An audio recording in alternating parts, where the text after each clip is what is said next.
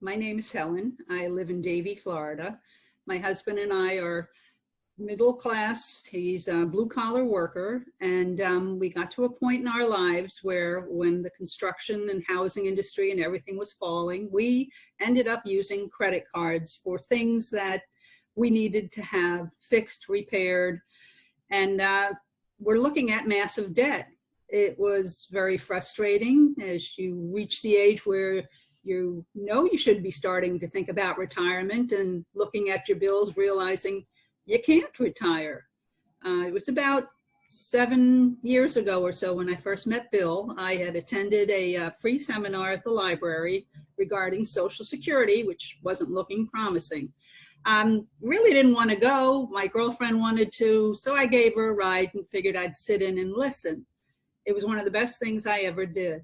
I met Bill there, signed up for a free consultation, and he came over to our condo and sat with my husband and I for, it seemed like hours, reviewing our situation, our financial situation. So we did start out with quite a bit, and I can show you my spreadsheet of all our bills with all our balances. We had over 14 credit cards, 22% interest, 24% interest, and no way of ever being able to get out from that debt.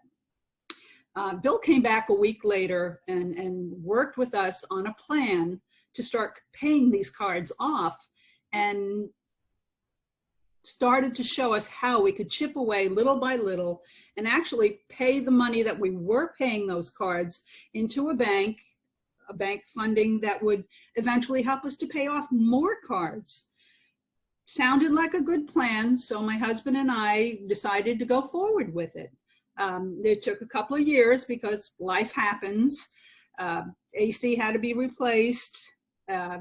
Other items, refrigerator, appliances, all items that still, as we were still trying to pay off debt, we were incurring more debt.